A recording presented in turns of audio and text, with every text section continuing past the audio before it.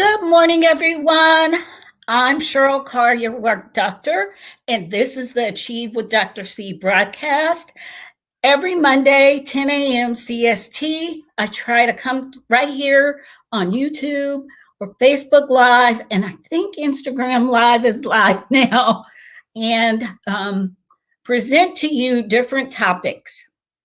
And the reason why I'm doing these broadcasts, we'll discuss that a little bit further on into the broadcast, because I really want to be sure people know why I'm doing this. It's not for no reason, and I definitely don't need the attention. I definitely don't want to be on a broadcast, but it's part of my calling. Part of my calling as an educator, part of my calling as a behavior analyst, and part of my calling as a teacher who occasionally preaches. Anyway, today's broadcast, we're going to continue talking about self-talk. And the reason why I want to continue this discussion is because it's so important to pandemic recovery and also just completing your past and moving forward in your life when you're in any kind of difficulty or storms, or just needing to progress in life. You're tired of where you are, you're stuck where you are, and you're looking for ways to improve your life, transform your life, and change. And that's one of the reasons why I do this. Make sure you click that like button. Feel free to subscribe on my YouTube channel so you get notifications whenever I'm on. And then feel free to share this broadcast with friends and family or someone you know might need this information. Share the love, pass it on. But let's get into today's subject. Continuing talking about self-talk, I want to talk to you specifically about a skill set that will help you stop negative self-talk. And one of those things, man, I'm so shiny. I think I put too much gold dust on.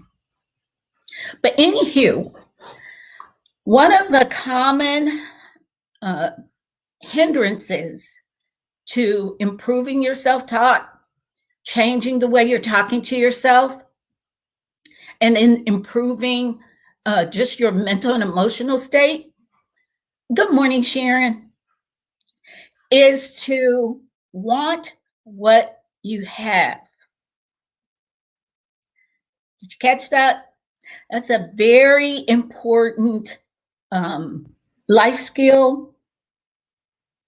It's really hard for people to understand this and grasp this because they spend so much time in their head wanting what they don't have, shoulding, coulding, and wishing all over themselves, all over their lives. And they're not even present in the moment. They can't actually celebrate something because once they get somewhere and it's not exactly what they want or how they want it, they begin to completely be negative. And that's a common behavior. We all have it. It's a common human behavior that you have to interrupt, especially if you're working to transform your life and change. Now, I told you a moment ago that I wanted to talk to you about why I'm doing these broadcasts. I'm doing these broadcasts because we are all collectively in trauma. This pandemic, the sweeping social norms being completely dysfunctional and not normal, and the way we're dealing with all of life online, has developed behaviors in most of us, or amplified behaviors in most of us that we already had, but now they're epidemic and they're crisis or chaotic for us. they're not serving us well. Most of us will not humble ourselves to get help. So these broadcasts are ways for you to self-coach yourself. They're ways for you to share information with your children, with your spouse, with your family members in a way that doesn't involve what most people will not do, and that's to help seek. There are very few people that will humble themselves or be self-aware enough to say, I need help. I'm not okay. And go get that help. They may revert into a behavior of being miserable. And suffering, pain is inevitable. Suffering is optional. And one of the ways you can diffuse or detonate a lot of your self-suffering is to want what you have. We call it gratitude in some parts, and that's just a part of it. But the most important thing is to recognize the fact that in your head, which if you did the exercises that I gave in the last broadcast, you will see and know your negative or your own self-talk loops. You were supposed to track that. Listen to how you're talking to yourself. You'll never talk to anyone else any better. So how is that self-talk loop? And I know if we're like statistics show us what is normal for humans, especially when we're in trauma or we're in chaos, we develop an inability to feel pleasure or to just feel good and happy. We get into a rut of negativity. And that's rolling around in our heads and how we're talking to ourselves. So, yes, cousin Kevin, this is a good topic. It's something that I encourage educators to really work with children to improve their self-talk, because what's in you is what's going to come out of you. And with children, when you hear them talking, if they're constantly pessimistic or negative, or I can't do something, or they get frustrated and throw temper tantrums, a lot of times they have an internal negative self-talk, because we're naturally predispositioned to be optimistic or pessimistic. It's just the way our brains are wired. Most men are they have a problem with pride and being arrogant and overinflated in their ego and estimation of themselves. And then women tend to, they're prone to negativity and comparison. In our self-talk, if you listen to how you're talking to yourself, you'll find clues to that being true for you, regardless of your gender.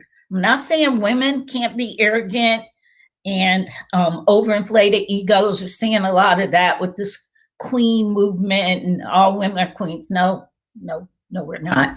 If you don't act like a queen, you're not a queen. And so many of us are being taught very masculinized or not positive feminine thinking about being a gift.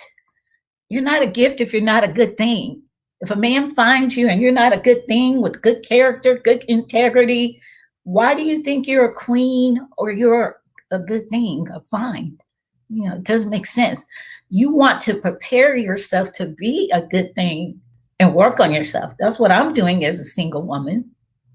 The man that gets with me, he's going to find a whole person steeped in God's goodness and living her best life. He's going to interrupt what God is doing and come to me as God sent him. Because in my head, I don't think of myself as a queen. I have queen-like moments and I'm getting closer and closer, but I don't like to describe myself as that. I joke around sometimes. But anyway, I don't know how I got off on this tangent about male and female tendencies. But in continuing to work on your negative self talk, I want you to ask yourself this question. Do you think more about what you do want, or is your mind preoccupied with what you don't want? Unpack that for a minute with yourself. I did that as I was preparing this talk, this show today. And I had to realize that happiness can be found in contentment. It tends to be fleeting when you're overly ambitious and you're striving for something. It's hard to be happy when you're constantly fighting to get out of or get to or change a behavior. It's a hard place to inject some happiness. But when you think about it too, we're bombarded every day with images and things, especially on social media, to have more stuff, bigger adventures. You're looking at what the next woman has on, the outfits and the shoes and the hair and the eyelashes and everything that they're doing. And then you start comparing it to yourself. And that's a good way to end up spending more of your mind and your brain function in that land of, I don't want what I have. You're not even conscientious about what you do have because you're so focused on getting what you think you want. Because really, truly, how many of us can honestly say we worked hard for something, to get something, a car, a house, a boat, take a trip, and then you find out it wasn't all it was cracked up to be. And then once you get it, you have to maintain it. You have to pay for it, especially if you went out and got something outside of your budget just because you wanted it.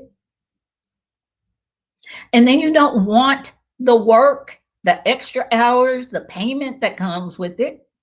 You don't want the maintenance, cleaning it, taking care of it, making sure it's doing what it's supposed to do. But that thing you wanted so much because you were not happy with what you did have. So now you went and got what you thought you wanted because you didn't want what you had. Even though it could have been serving its need, it could have gotten you from point A to point B. It just wasn't shiny and new and had the right brand emblem on it so that you could get all the attention that you need. It wasn't big enough. It was a nice house, but it wasn't big enough. It wasn't in the right address. So you went out because you didn't want what you have. And you went out and got what you thought you wanted. And now you're still not happy. So let's talk about how to want what you have, because I hope the point has been made that we are bombarded with imagery to make us want, always be in a state of wanting, always be in a consumer mindset. All of TV, all magazines, all advertisement is to create lust and greed and dissatisfaction. I'm not saying they're bad, because that does get you to buy things when they inspire those negative feelings inside of you where you're not content with what God gave you and what you have, because they want you to open your wallet and buy what they want you to have. So you're bombarded with not wanting what you have and focusing on what you don't see, have, who you're not with. All of that empowers you to ignore what you really have how to be content with the people in your life, with all their flaws and things that aren't the way you want them to be. But here's a principle I love to think about whenever someone isn't doing what I want them to do. First of all, I try not to preoccupy myself with trying to change someone or make them be who I want them to be. I really do try to do that. It is a tendency when you're in the profession that I am that you're always in trying to change people and make people be the way you believe or you've educated yourself to believe human beings or people should be like. So I resist that. So I stay out of trying to change people because I've learned the hard way. Only I can change me. I have a circle of control, and in that circle of control is nothing but Cheryl. When I try to control other people, oh, that's miserable. That's a miserable existence.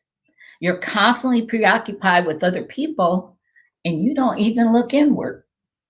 You can't be by yourself and be quiet and leave something alone or leave someone else's business alone because you're too preoccupied with ignoring yourself and focused on other people. We see that a lot with social media. There's a lot of self-image management on social media, trying to present a picture and posting what we want to be or what we're pretending to be instead of who we really are and what we really have.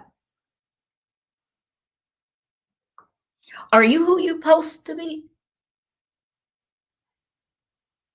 When you open up Facebook or Instagram or any of your social media, are you normalizing some dysfunction there? Going, it won't matter if I filter this picture, make myself look skinnier. I try not to filter any of my pictures. Now, occasionally something's blurry and I'll try and refine that, but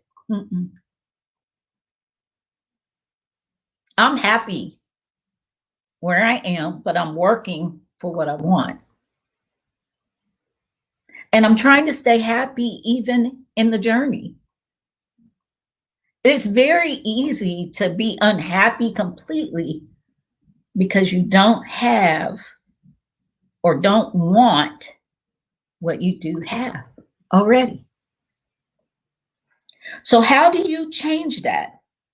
If you track your self-talk and you're noticing a lot of unhappiness or negative thoughts, or even overinflated, prideful, and self-managing talk in your head, where you're constantly preoccupied with posting the right picture of you doing the right things. I'll share something that happened to me personally, and I thought it was kind of hysterical. I went to an excursion out in the woods, and one of the first things they ask you to do at the getaway house is to unplug, set your intentions, and one of the things they have is a lockbox for your devices. And that's what I did. I put my phone in that lockbox, pulled the little block down, and unplugged. I got off the grid. As soon as I was prepared to leave, I went ahead and did my photo shoot, bought my selfie stick and my little setup because I wanted to promote Getaway House so that people who need social distancing and want to do something could see something. And they actually picked up my pictures and they're now promoting it on their social media sites. That's one of the reasons why I do pictures. It's not so you see what I'm doing. It's because I'm trying to get sponsorship. But anyway, there was a person who posted on my post, now you can put your phone away for real. That was an assumption that I was on my phone the whole time I was there. And I was like, I need to let them know. I never post when I'm actually somewhere, only after I'm gone. That's just a safety thing because I'm usually solo dolo. Or I'm meeting someone who lives where I'm at. So that was just an instance of me realizing people make assumptions based on what you post. And those assumptions are usually based on what they're thinking, not what you're actually posting. Did you catch that? A lot of us spend a lot of time perfecting our image online in front of other people, and you don't really realize they will project onto you what they feel about themselves. They don't even really actually see you or what you're posting. It's the human state. It's just human behavior. It's not wrong. People aren't against you, they're just for themselves. I've accepted that, and I spend a lot of time trying to keep that acceptance in the forefront of my mind. And I want to encourage you to do that too. And one of the best ways you can do that is wanting what you have, being content with such things as you have, loving your body for functioning, may have some pain and some kinks. I got my shot, my first vaccine shot Friday. My arm feels like somebody kicked me in it. But I still try to wake up with that grateful attitude for having a body, for waking up, for being in good health, having a presence of mind, being alert to where I'm at, being able to get out of a warm bed and a safe, happy home, food to eat. Those are things, if you train your mind to start thinking of the things you do have and less about what you don't have, and think more about who you are, whose you are, the love present in your life, the good work you have to do, a job that pays you money every 2 weeks instead of unemployment. Those are things that can help you with gratitude and contentment and wanting what you do have. So, how do you do that? The first thing is to counter the I don't have that, or I wish I could, or why is this happening? Thinking with a pause and a moment to tell yourself the truth. I don't like this. I don't necessarily want this, but I can be grateful, not for it, but even in it. If you're in a storm right now in your life where things are just chaotic, you can fight the wind and make yourself absolutely miserable, focusing on what you wish would be, or how you wish things would change, or how you are working to make someone treat you right, think about you right, love you right. Take a moment to attack that thought and tell yourself the truth. First thing, when it comes to other people, I can't change other people. I can only change me. I can only control myself. I can influence other people. I can inspire other people. I can encourage other people. But when you cross that line to trying to make them do something, that's where you get into trouble. And that's a negative way to think. That is negative self-talk. I wish they would. Why won't they? Step back, take that pause, tell yourself the truth. I can't control them. I can only control me. I say all the time, I won't tell you what to do. I will only tell you what you won't do to me. Because I can remove myself from situations. I can stop the conversation. That's my control. That's within my control. And a lot of us are so spooky spiritual that we even think we can control God with prayer. And prayer is not an excuse for laziness. It definitely doesn't supersede free will that we all wish we didn't have, but that person has free will too. So I think on what I do want and the truth and my circle of control, way beyond trying to control someone else, trying to make something not be what it is, and wishing I had something I don't have. I celebrate things. It's simple to do this. It doesn't require an announcement. It just requires an action inside of yourself. The next time stop yourself and find something to be grateful for. Even if it's peanut butter sandwiches and you wish you had steak, been there. I've learned to celebrate the peanut butter and jelly sandwich. Oh, I've had these moments. Let me tell you. I've had moments where it was, this is all you're going to get.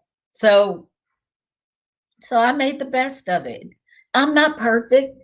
Yes, I had sad moments, but that's where God developed me, when he had humbled me and I didn't have. And I'm so grateful now when I get things. I want what I have, even if it's not what I like. I've learned to be thankful for or in, even when I can't be thankful for. And that's hard work. I'm not trying to trivialize this or make it seem easy to do. I'm just trying to give you some self-coaching tips, some self-soothing tips to help affect your own negative self-talk. And one principle is to want what you have, to be grateful and content, to celebrate instead of being negative about what you do have. Find some appreciation in it. When I drove a car that could not go into reverse, yes, I drove a car for almost 3 months. I couldn't afford to fix the transmission. And I had to park where I could go forward. And if I forgot that, you want to talk about being humble? I had to get out of my car and ask someone to help me back my car up so I could drive, because it would go forward. But that transmission was so expensive, I just had to wait until I could save the money. Been there. So I'm not telling you things to do that I haven't had to learn in the toughest of moments. I could tell you story after story of how God humbled me and taught me to be grateful and content and to want what I had, even if I didn't like it. And you can do that too. It's not easy, but you'll find yourself progressing to success and being able to make changes and transform yourself when you stay somewhere where it's positive. Negative thinking is not the best motivator. It works for some people. Some people are motivated with fear and discouragement to try and change something. But the brain doesn't like that. The brain creates better efficiencies in habits and behaviors with positivity. Did you know that? If you start celebrating what you have and being content today, it'll be so much easier tomorrow. Every time a thought comes up, and you'll catch it, I had to catch myself this morning. Guess what I was complaining in my head about? Having to go work out. It's easier to keep it off than to take it off. But this COVID weight has to go. I got a boost from even having COVID where I lost some weight. I lost a lot of weight with COVID, but it wasn't healthy looking. Stuff is sagging. So I have to go back in the gym and start lifting weights and doing classes and all the stuff. And I got me a Peloton, so it should be delivered here soon. And so I can get this weight back so I can get in my clothes. I don't want to buy a whole new wardrobe. But I had to stop that thinking of, man, I wish I hadn't gained this weight. I wish I didn't weigh that. I wish I didn't have to get up and work out. That's what was going through my head. So I stopped myself because I knew, one, I was going to be teaching this on this broadcast. And I told myself the truth. It is a privilege to go work out, to have a body that functions, to have health and strength and air in your lungs. Because just a few months ago, I didn't have that. I was so sick, I couldn't get out of bed. I couldn't even eat. So I was like, girl, you better catch yourself and want what you do have.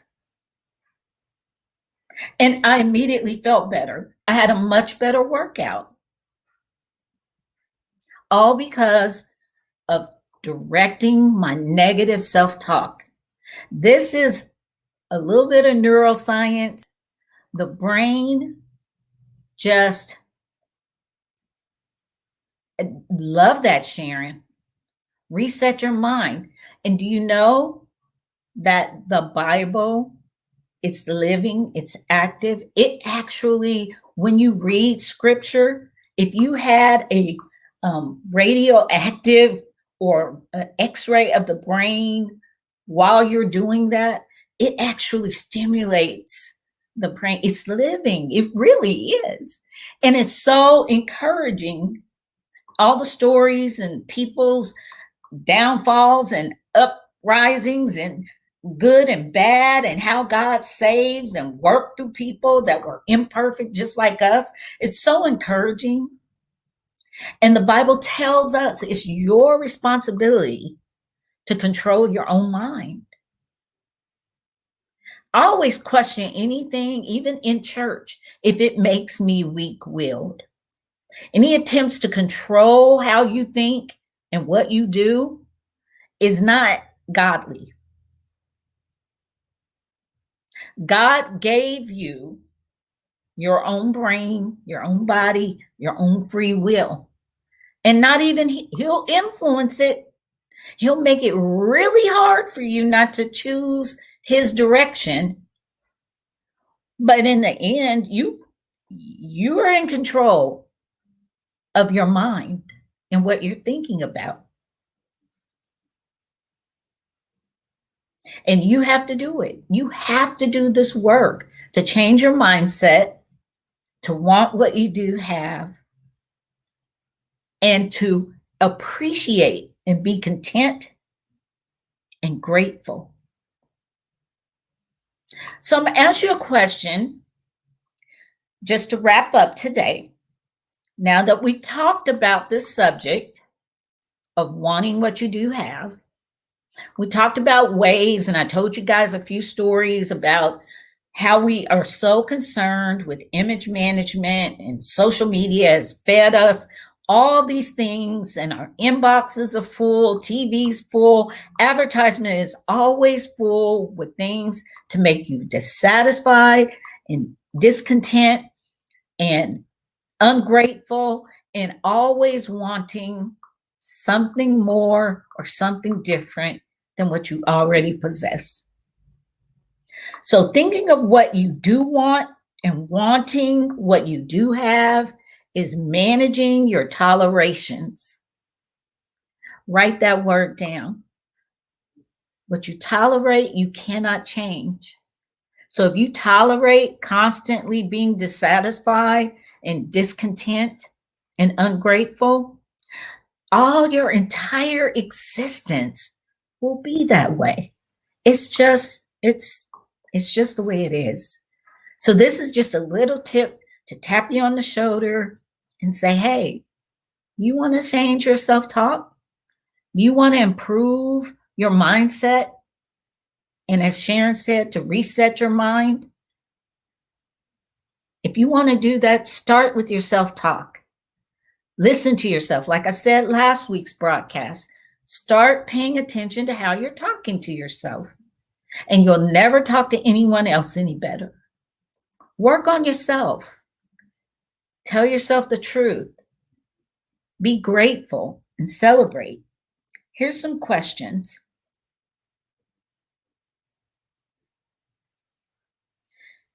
Happiness and positive emotions will show up in you when you consider these things. It really will. It's like a law. Like I said this morning, when I started thinking about what I was grateful for to be able to work out, the feeling of not wanting to work out dissipated. It got less.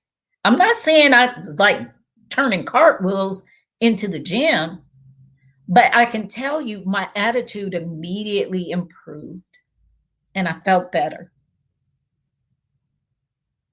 So I want you to consider your levels, your amount of wanting what you do have.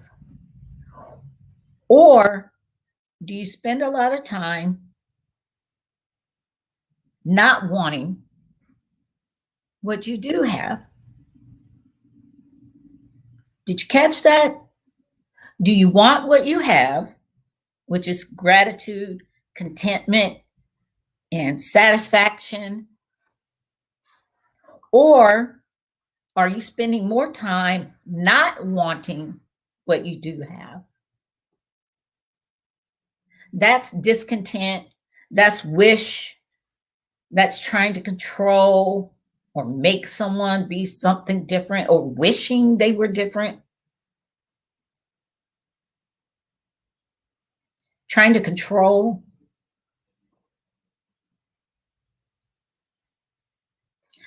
There's also a place you can get to where you're not necessarily content for something, but you're still content in something.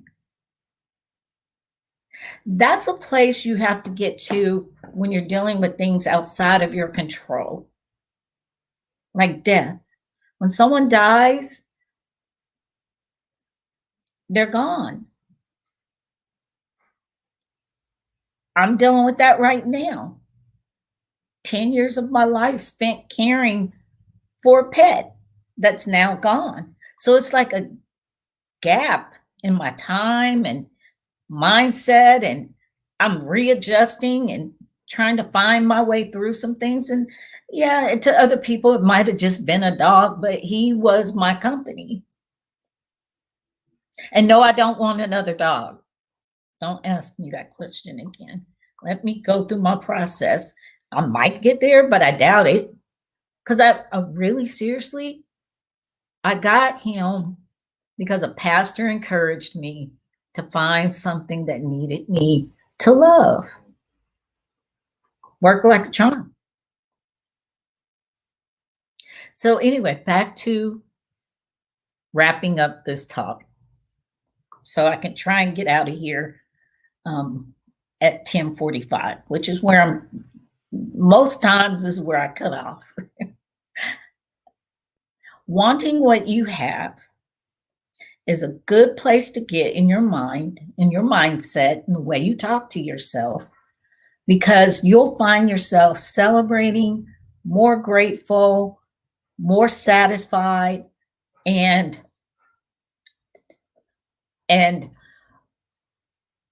just in a happier state of mind.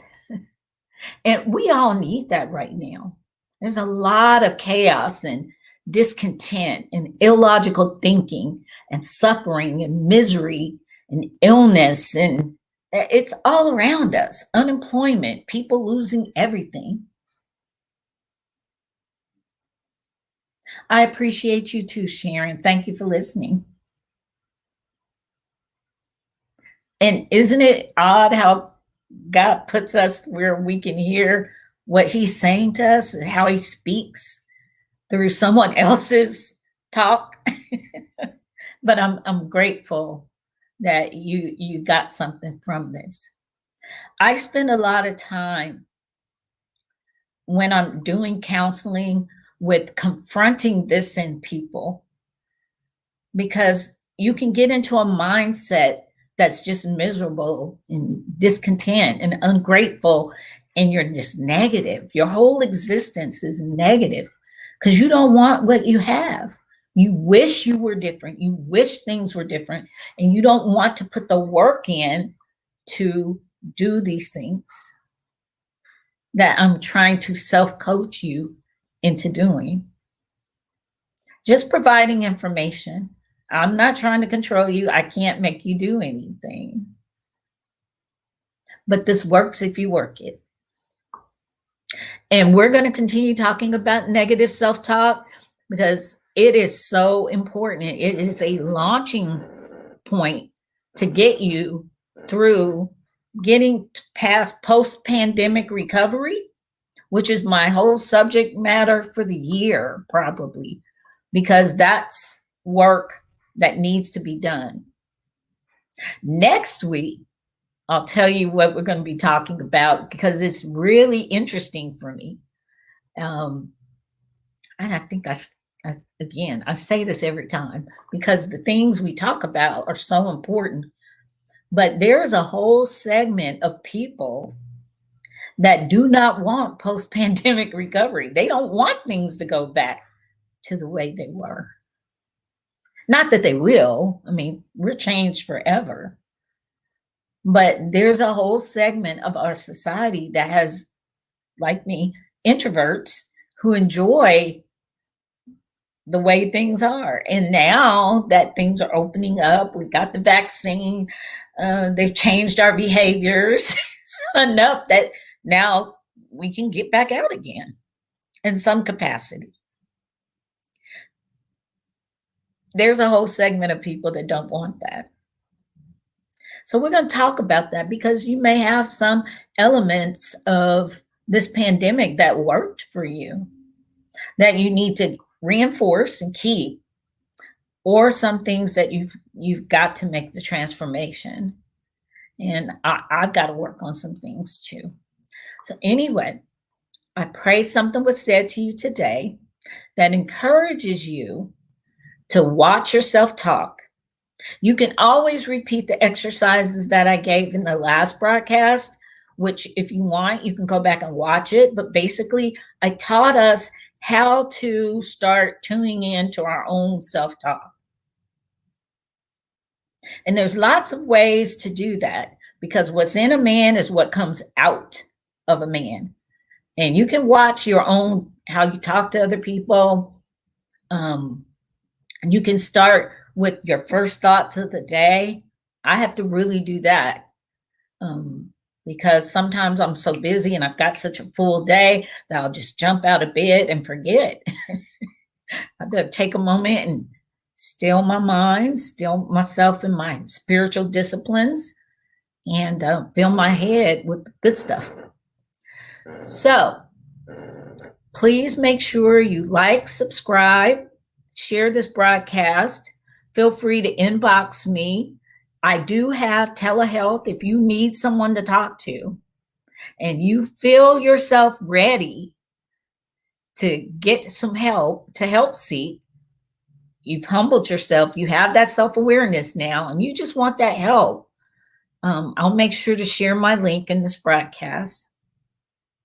I hope you'll notice your own self-talk. I hope you'll notice when you've fallen into being discontent, unsatisfied, and not grateful for what you do have. And you're spending too much time, too much energy, too much mental real estate is taken up with what you don't want.